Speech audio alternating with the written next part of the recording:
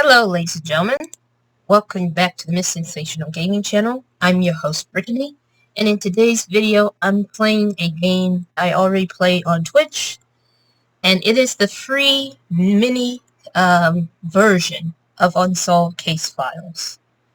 Basically, for those of you who don't know, Unsolved Case Files is a game that lets you solve a fictional crime using the evidence and documentation from the original case files. So this is a PDF file because it's free, while the full version, it costs money and you have to search it on the website, which is this one right here. So in today's video, we're going to be solving the case of Catherine Fox. We're trying to figure out who ended the life of Catherine Fox. So let's get started. First off, this is a picture of Catherine Fox, and I already took some notes, but for some reason I deleted the notes on the WordPad. But let's just say that she's been strangled to death in the early morning hours on November 23rd, and it takes place in the 2000s. She is technically a former nurse up until she became a writer, thanks to her idol, which is Agnes Kristoff, because she lives in Crooked Cottage, which is where Catherine lives right now. And right now, these pics are very blurry right now, but this is a picture of her lying on the ground, and there's going to be bruise marks all over her neck.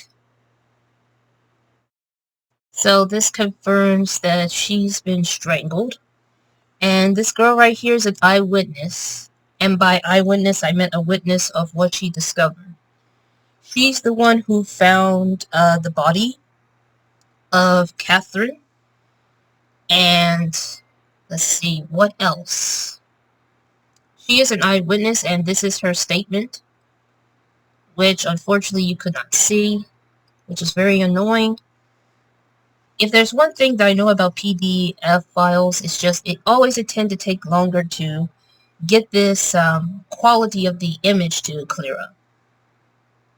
So basically, in Charlotte's statement, she says that Catherine was talking to her about being blackmailed by someone, and that someone happens to be the grandchildren of Agnes Kristoff. Now, we may not know which one of the grandchildren is, but apparently they blackmail her because of the book. There we go. Here's a clear picture of Catherine lying on the ground with a bruised neck, and here's and this time right here, that's not where the murder takes place, but it's technically of the cops or the people who are investigating took the pictures. This is the day that they took the pictures. And this is Charlotte Jane Marple. I almost call her Maple, but you know. And this is a letter. Well, it's not a letter. It's a statement from the witness, which is Charlotte. And apparently Charlotte states that that Miss Fox has been blackmailed by someone, which is technically the grandchildren of Agnes Kristoff, the murder mystery writer. And this is a letter from Catherine Fox herself. There are three grandchildren of Agnes. There are three grandchildren of the Kristoff family. One of them is Edgar. The other one is Alfred. The last one is Gina. Apparently, the book is called The English Professor's Last Words.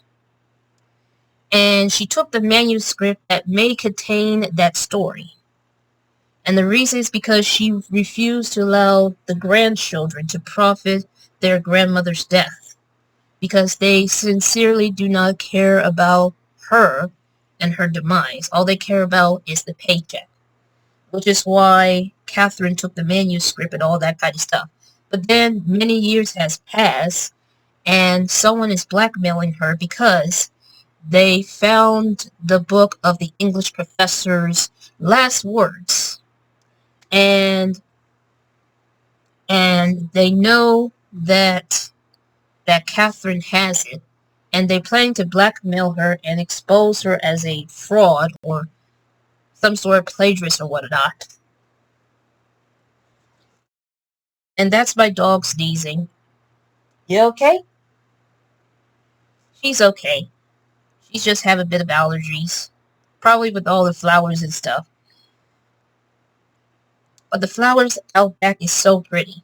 But to get back from the discussion, apparently someone is threatening to expose her unless she pays $500,000, which is why, according to the statement from Charlotte, it appears that she took some money, and they were supposed to meet at midnight for this payment at the Cricket Cottage, which is where it takes place. And this is the second letter that explains the whole thing and all that. And it's like, by the time you read this, I am now no longer alive and all that kind of stuff, you know? And this is a message from the blackmailer. If you can tell, this person has wrote something, well, it's not a writing, but this person technically spells out of what this person said on with a magazine letters or whatever. They cut letters. This person cut letters on the magazine, and we have to pay attention to certain clues. Now, at first, I did not pay attention because I know who did it, because I have a feeling about this person. Which, by the way, this video will contain spoilers, so if you don't want to see it, if you want to try it out for yourself, go ahead and do it. Google search Unsolved Case Files free, and you will find the person named Charlotte Jane Maple, or Marple, whatever, but it's not actually the victim's name, but it's technically the name of the eyewitness.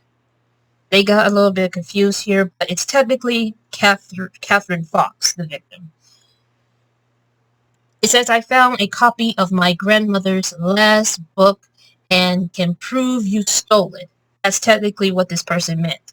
Meet me at Crooked Cottage at midnight tonight with $500,000 in unmarked bills. Come alone.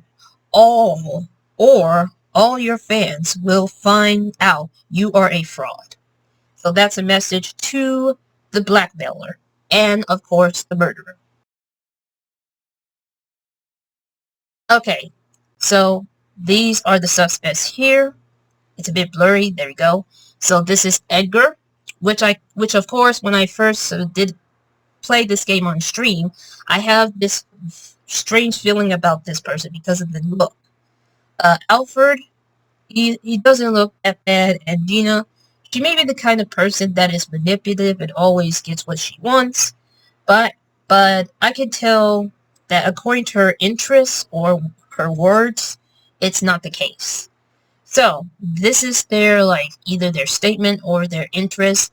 And this is Edgar, and he wrote down some things, and he also wrote something like, I was working alone at the time, which I find it suspicious, but I couldn't tell. But I still have some very strange vibes about him. Then this is Alfred, who states that he was asleep, dreaming about parrots and stuff, because him and his family went to the zoo. And then the last person, Gina, states that at midnight she was correcting students' papers for short story classes. And then she mentioned something about um, about um,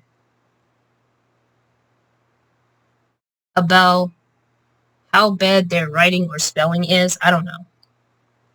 So those are all the evidence that we have. And here's why I have a strange vibe about Edgar. Because I have a feeling that he did it basically because something about him working at a funeral home and all that kind of stuff. Plus, it's just like maybe he has a spelling or incorrect word problems, while Gina knows what is accurate. I may not be able to tell, but I do have some instincts feelings about Edgar.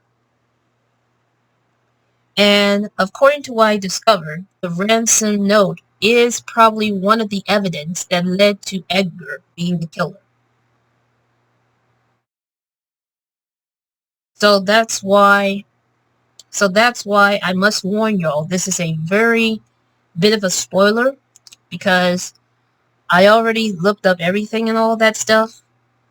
So you have no worries about that. And by looked up, I meant like I already played this and started to have feelings about it. And it's a very short case, but it's very simple.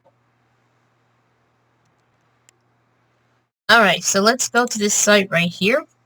We're going to go to Unsolved Case Files Catherine -1. We're going to this site just to prove that Edgar is the culprit. Or in any case, Edgar is the killer. This is a website that you need to go to whenever you buy Unsolved Case Files. Especially fully when it comes to more evidence, more maps and all that. This is only the free version because it's very short, very simple, and proven its point. But I think there's a way you can print these. So, it's definitely the ransom note, and the person of interest has got to be Edgar. So let's see if I'm right. And yes, that I solved the case, which means that I was right. If you pay attention, the blackmail notes writer used the sub-apostrophes incorrectly. Like, for example, grandmother's lass. Instead of with a apostrophe with an S on grandmother. And also the writing on his interest at this time. So let's go ahead and play this video just to hear what the news lady said.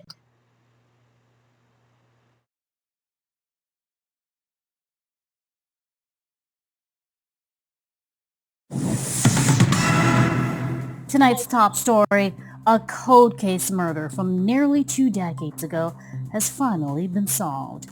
Edgar Kristoff, a grandson of murder mystery writer Agnes Kristoff, has confessed to murdering Catherine Fox on November 3, 2000. According to police, a private investigator tipped them off to a similarity between the writings of Mr. Kristoff and a blackmail note written to the victim the day she was murdered. We'll have more on this story as it develops. And there you have it, ladies and gentlemen. So that is it for today's video. I know it's not much of a let's play or so. I think it's a let's play just simply because for me, I already play the game and I know who the culprit is, so there you have it. Thank you all so much for watching, and as always, stay safe, stay healthy, be kind to others, and have a blessed day.